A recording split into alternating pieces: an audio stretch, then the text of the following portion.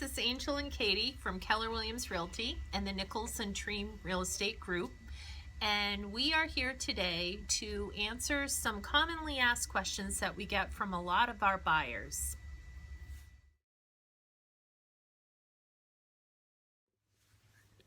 One of the most commonly asked questions we get from our buyer is, when can I start looking at properties? What's the first step? The first step that we generally tell our clients is to talk to a lender. It's possibly the most important part of the whole process.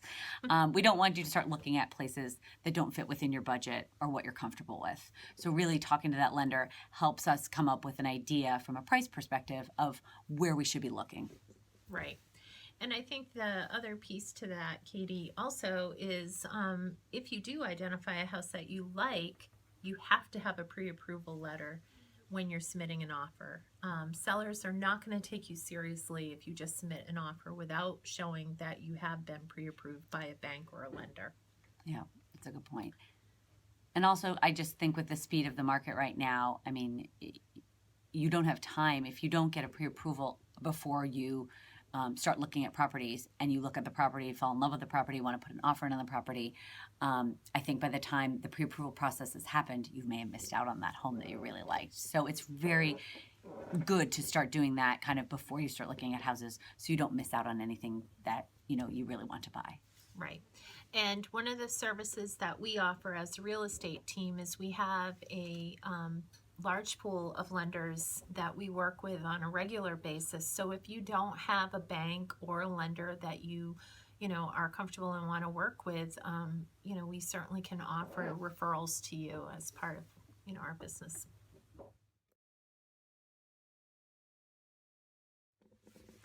So another question that we get frequently is, outside of the down payment that we have to have for this house, what else are we going to have to pay for?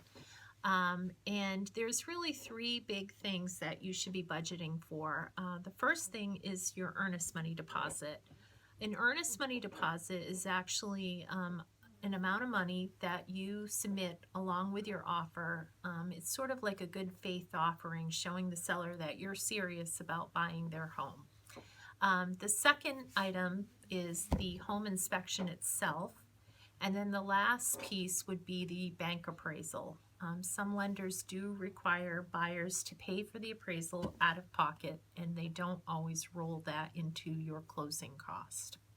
So generally speaking, Angel, could you ballpark what those three items that you just brought up, kind of ballpark what those items look like? Sure. So an earnest money deposit is really dependent on the price point of the house, but if I were to say at a minimum, you're looking at least $1,000. Okay. An inspection, it's going to vary depending on what you're asking the inspector to inspect, but a general home inspection is going to run probably between $375 to $425 for the home itself. Of course, within that, you can have other things looked at. If you want to do radon air, you add another $150. A private sewer and septic and water test, you're looking at probably another $250. So on the high end for inspections, I would say close to $1,000 if you're doing everything. If you're doing a lot of the general things that you do. Got it. Appraisals, I would say on average run between $400 and $450. So, having that extra cash available to you, you're going to need it. So when you're accounting for your down payment, you want to make sure that you've got that other stuff additional money set aside. Yeah, that's saved. And kind of working with realtors that can help you, good realtors that can help you through this. We like to let our clients know about these costs before they put in the offer, so that they can make sure that when they talk about that down payment that is in the offer, that they have enough money for those expenses as well. Exactly.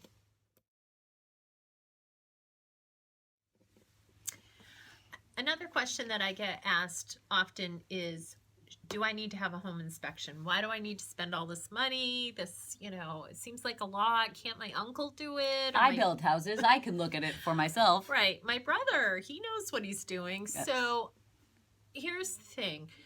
This is probably going to be one of the largest purchases you've ever made. Probably. Yeah. The inspection is sort of a nice way to learn about what you're purchasing. The building inspector or the home inspector comes in and he basically looks at the safety, the structure, and the systems of the home. And he gives you a nice overview of what's happening in that house. Usually in a wonderful report. That's right.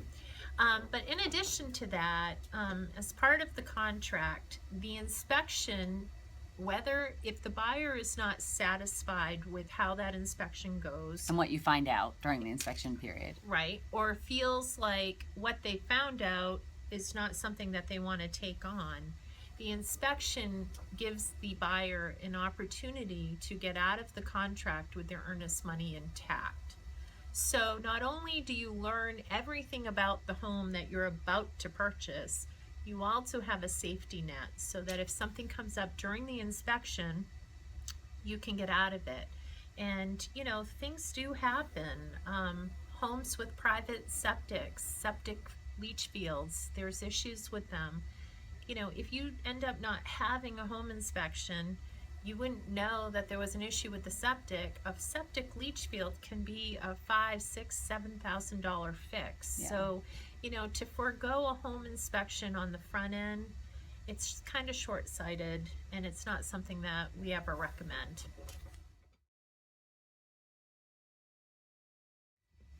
So once our clients have submitted the offer has been accepted, a lot of them turn to us and say, and now what?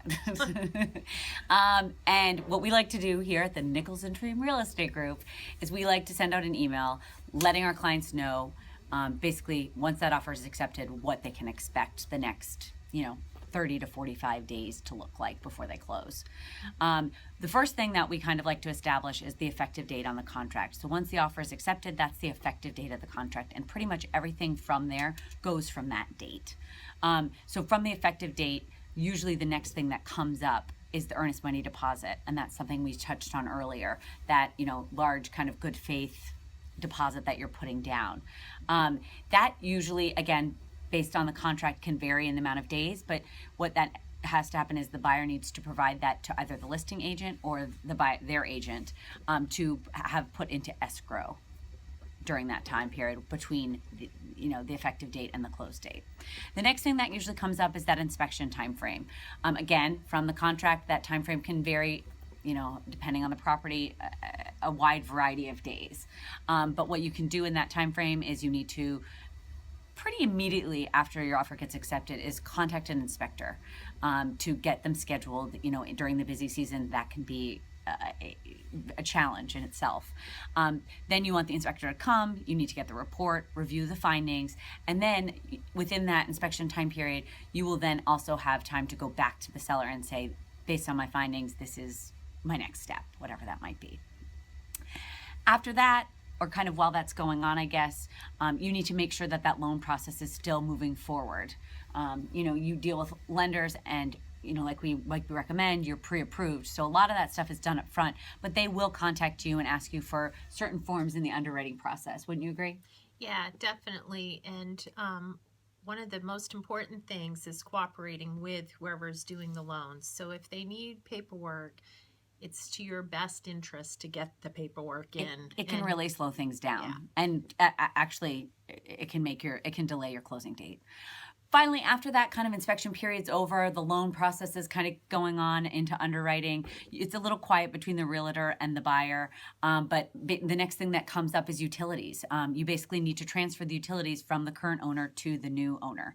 So both the owner or the seller and the buyer need to contact those utility companies to let them know there's going to be a transfer of service. And then the next thing, one of the most fun parts is the walkthrough. 24 hours prior to the closing, you go as a buyer, you go to the house and you walk through the property to make sure nothing was damaged, while people were moving out or since the last time you've been at the property, to make sure it's in the condition that you want to purchase it in. And then you'll head off to the closing. Yeah, it sounds like a lot of steps, and the good news is we're here to help. So you're not in this alone. Part of our philosophy is to make this as stress-free and easy for our buyers as possible.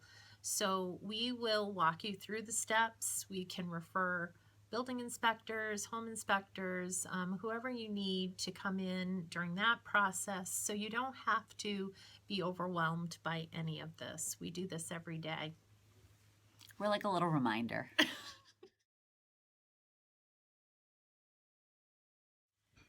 So as you can see, the home buying process can be a little bit complicated, and having a real estate professional in your court really makes sense.